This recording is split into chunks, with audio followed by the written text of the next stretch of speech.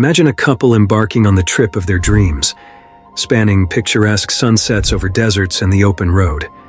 But what if behind those Instagram-perfect posts lay a blood-curdling reality? This is the story of Gabby Petito, a 22-year-old travel vlogger, and her fiancé, BRIAN LAUNDRIE. What began as a cross-country journey ended in tragedy, sparking one of the most intense manhunts in recent history. In early July 2021, Gabby Petito and BRIAN LAUNDRIE set out from their hometown of Blue Point, New York, for what was supposed to be a once-in-a-lifetime adventure. The couple's plan was to explore America's vast national parks in a converted white Ford Transit van. Documenting their travels on social media under the name Nomadic Static, Gabby's Instagram posts painted a picture of carefree wanderlust, smiling selfies, scenic landscapes, and snapshots of her life on the road with BRIAN. The story they told online seemed idyllic, but what the filtered photos didn't show was the mounting tension behind the scenes. By mid-August, the cracks in their relationship became harder to hide. On August 12, 2021, a concerned witness in Moab, Utah, called 911 after seeing the couple involved in what they described as a domestic dispute. The witness reported that BRIAN had struck Gabby, although this detail would later become a point of contention. When Moab police pulled the couple over, their body cam footage painted a troubling picture. Gabby was visibly shaken, crying uncontrollably as she described their escalating arguments. BRIAN, on the other hand, appeared calm but defensive, downplaying the incident as a simple misunderstanding between a fiancé and fiancée. Despite these warning signs, police ultimately decided not to press charges. They separated the couple for the night. Gabby stayed in the van and BRIAN was placed in a motel. This intervention was meant to diffuse the tension, but many would later argue that it wasn't enough. This encounter has since been scrutinized as a missed opportunity to prevent the unfolding tragedy. Advocates for domestic violence survivors pointed out that Gabby's tearful demeanor and BRIAN's controlling behavior were classic warning signs. Tragically, the world wouldn't learn just how volatile their relationship had become until it was too late.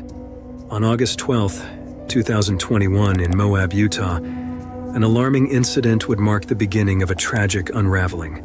A 911 caller reported a domestic disturbance between the couple, stating, "The gentleman was slapping the girl." The dispatcher could hear Gabby in the background, crying and sounding desperate, which led the police to stop the couple near Arches National Park.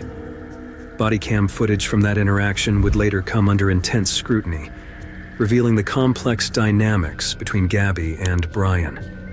In the footage, Gabby can be seen visibly shaken, with tears streaming down her face. She describes how the couple had been arguing and admitted that she had hit BRIAN in frustration.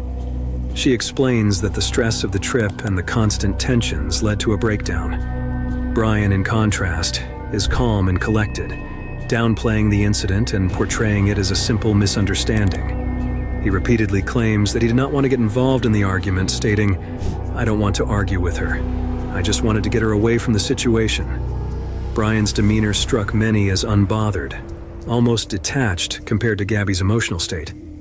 Despite the clear emotional and psychological toll on Gabby, the police treated the situation as a minor dispute.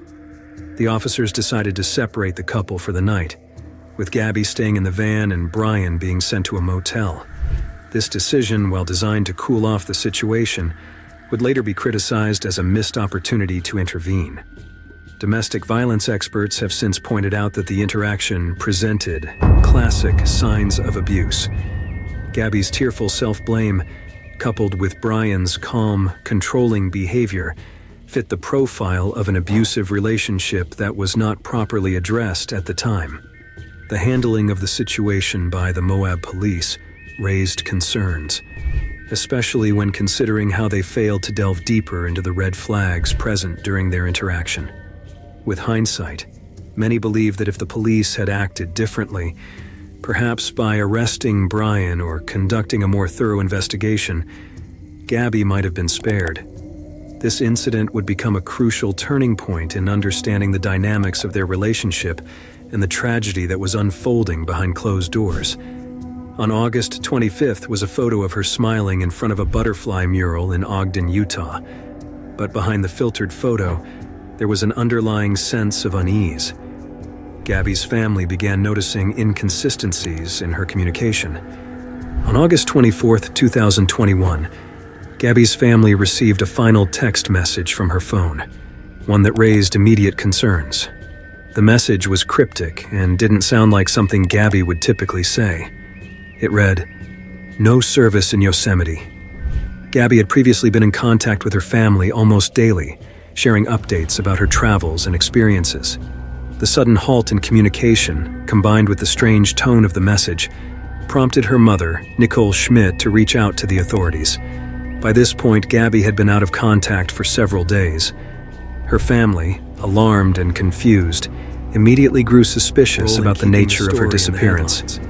Gabby's last known location was in Grand Teton National Park in Wyoming, where she had been traveling with Brian.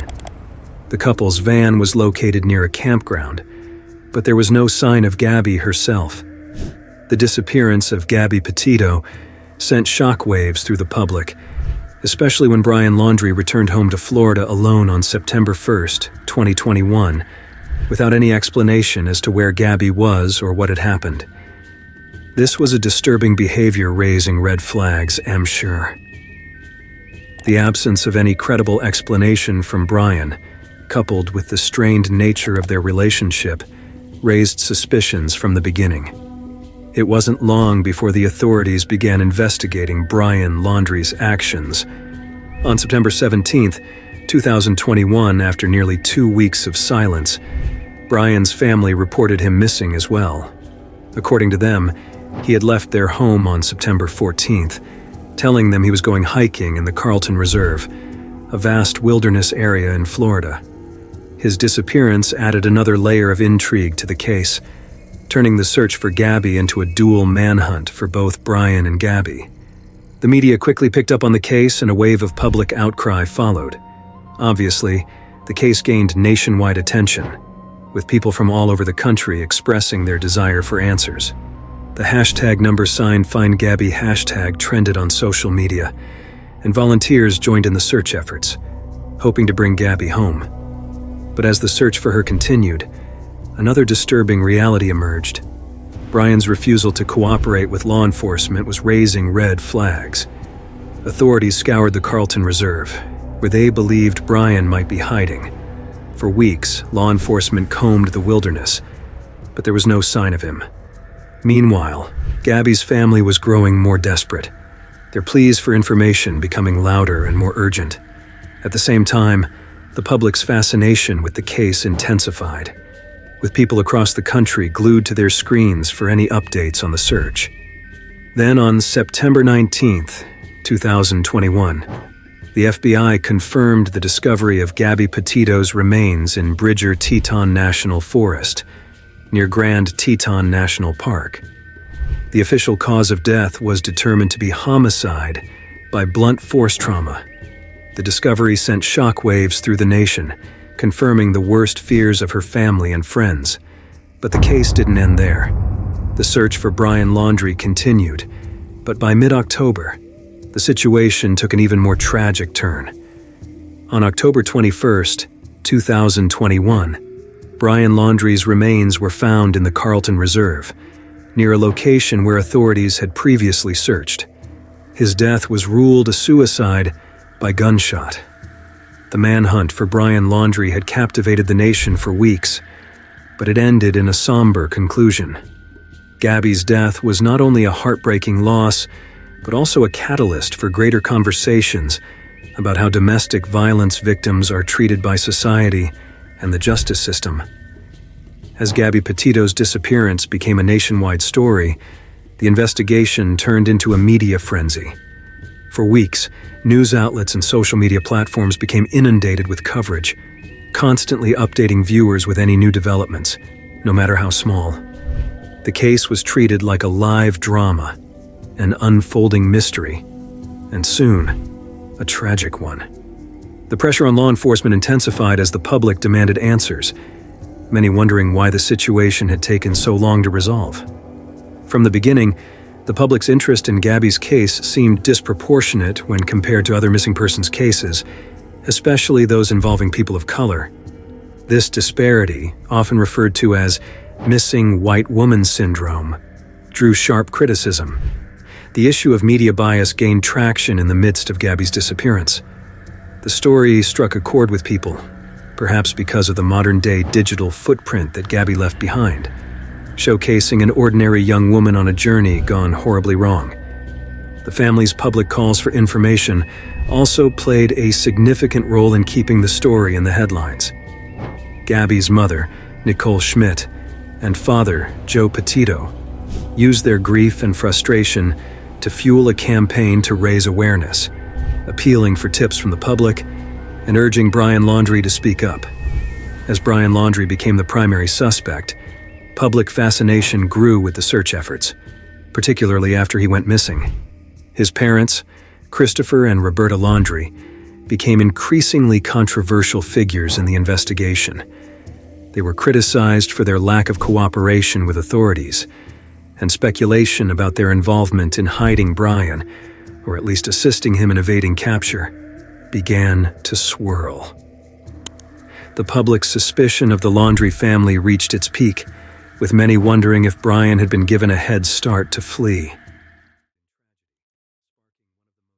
While some may have believed that the resolution of the case would offer closure, the ending brought with it more questions than answers. The exact nature of the events leading to Gabby's death remained unclear, and the motivations behind BRIAN Laundrie's actions, why he chose to go on the run, and why he ultimately took his own life, remained speculative.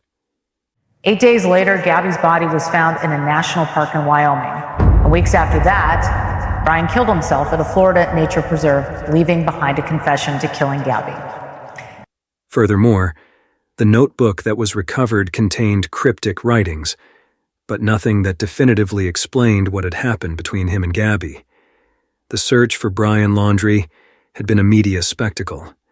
Law enforcement had launched an all-out manhunt in the Carlton Reserve, a vast and swampy wilderness area in Florida, where Brian was last believed to be hiding.